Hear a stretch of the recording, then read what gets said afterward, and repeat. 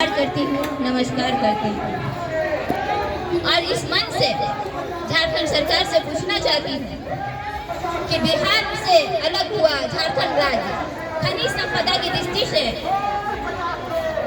बिहार से अत्यधिक परिपूर्ण है, किंतु फिर भी हमें हमारी सरकार पंचायत के प्रति उदासीनपूर्ण व्यवहार क्यों कर रही है? इस तरह का सौदेला व्यवहार क्यों कर रही है? क्या हमारी मांग गलत है? हमें राज्य वित्त आयोग का राशि अपनी निजी स्वार्थ के लिए नहीं चाहिए। हमारा उद्देश्य गांव का विकास है और किसी भी राज्य का विकास गांव के विकास पर ही निर्भर करता है। साथ ही मैं एक बात पहले मैं बोल देना चाहती हूँ, मैं किसी पार्टी विशेष की नहीं हूँ, मैं मुखिया हूँ, मैं हर घर की सदस्य हूँ अपने गांव की, और मैं गांव की समस्याओं को लेकर आई हूँ। इसलिए ये किसी पार्टी विशेष पर मेरा प्रहार नहीं है, किसी पार्टी विशेष को मैं टारगेट नहीं कर रही हूँ।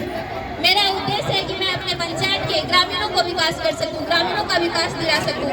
आज जो मैया योजना सरकार के द्वारा लाया गया, क्या वो मुखिया के बिना सरकार धरातल में उतार सकती? क्या उसे हर घर पहुंचा सकती? क्या ये सांसद विधायक का मंत्री का था कि वो कर सकते थे, हर घर की महिला को पहुंचा सकते थे इस योजना का लाभ? इसके लिए हम लोग मुखिया दिन रात खाना पीना छोड़कर इस योजना को घर घर तक पहुंचाने के लिए लगे रहे, लेकिन सरकार के द्वारा फॉर्म में एक सम्मानजनक कॉलम हम मुखियाओं को नहीं दिया गया। इसका मैं पुरजोर विरोध करती हूँ। क्या इसलिए हम लोगों ने इस योजना को धरातल पर लाया, हर घर तक, हर माँ तक, हर बहन बेटी तक पहुंचाया, क्योंकि हम लोग गांव के हर घर के सदस्य हैं, हर घर से मेरा रिश्ता है, किसी के घर की बेटी हूँ, किसी के घर की बहन हूँ, इसलिए मैंने उस योजना को हर घर तक पहुंचाया। लेकिन क्या सरकार का ये कर्तव्य नहीं था कि वो फॉर्म में सम्मानजनक अधिकार मुखिया के लिए दे?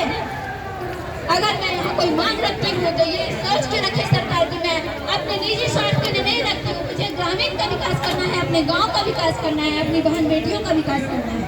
राज्य वित्त आयोग की राशि बहुत से राज्यों में दिया जाता है, क्या झारखंड सरकार को देने लायक नहीं है? खनिज संपदा से परिपूर्ण झारखंड सरकार को अच्छे स्तर पर राजनीति प्राप्त होता है, फिर भी हमें ये राज्य वित्त आयोग की राशि नहीं दी जा रही है। उसका प्रयोग हम लोग गांव के विकास में करते हैं, जहां आज आपका वर्तमान में, जहां आज आपका सरकार है, आपकी सत्ता है, आपकी कुर्सी है, क्या वो मुखिया के बिना आप अपनी सत्ता चला लेंगे? भारत को गांव का देश कहा गया है, भारत की आत्मा गांव में बसती है, ऐसी कही जाती है। तो क्या आत्मा के बिना शरीर कितना भी सुंदर हो, उसका कोई अस्तित्व होता है?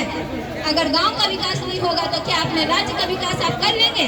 मैं इस मंच से झारखंड के सभी विधायकों से भी पूछना चाहती हूँ कि क्या आपका कर्तव्य सिर्फ अपना निजी स्वार्थ है, सिर्फ अपनी सत्ता बचानी है? क्या आपको ये नहीं देखना है कि आपके जमीनी स्तर के कार्यकर्ता किस समस्या से जूझ रहे हैं? केंद्र सरकार द्वारा दी गई मामूली सी राशि से हम लोग किसी तरह अपने ग्राम का विकास करने पे जुटे हुए थे। क्या आपका ये कर्तव्य नहीं बनता कि आप राज्य वित्त आयोग की राशि को हमें दिलाने में हमारे साथ सहयोग करें? आज प्राइवेट जॉब करने में, अगर प्राइवेट क्षेत्र में भी नौकरी करता है तो उसे स्वास्थ्य बीमा दिया जाता है, जीवन बीमा दिया जाता है। क्या मुखिया को इसका अधिकार नहीं है कि उसे किसी प्रकार का स्वास्थ्य बीमा दिया जाए, किसी प्रकार का जीवन बीमा दिया जाए? कौन से मजदूर की महीने की इनकम 2500 रुपया है, लेकिन हम लोगों ने सब को छोड़कर अपना जी जान लगा देते हैं। जो हमारा एक घर का समस्या होता है, किसी के घर में जन्म हुआ तो वहाँ मुखिया उपस्थित होते हैं, किसी के घर में दुर्घटना होती है वहाँ मुखिया उपस्थित होते हैं, एक खाता बंद हो जाता है किसी का तो वो भी मुखिया एप्लीकेशन उसका लिखते हैं, दरखास्त लिखते हैं।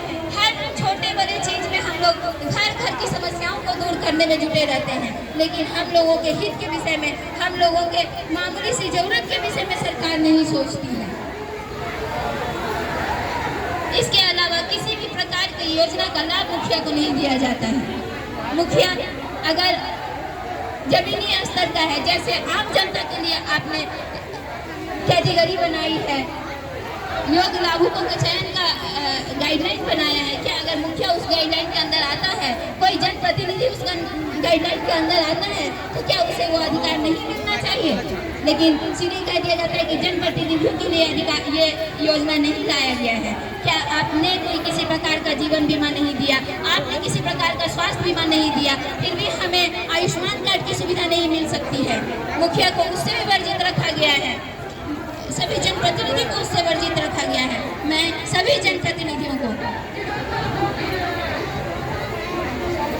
इसके अलावा मैं मुखिया संघ के प्रदेश अध्यक्ष की सभी आदेशों का पालन करूंगी। जिस तरह के उनका गाइडलाइन आएगा, हम सभी मुखिया संघ, सभी महिलाएं, मुखिया सब आपके साथ हैं।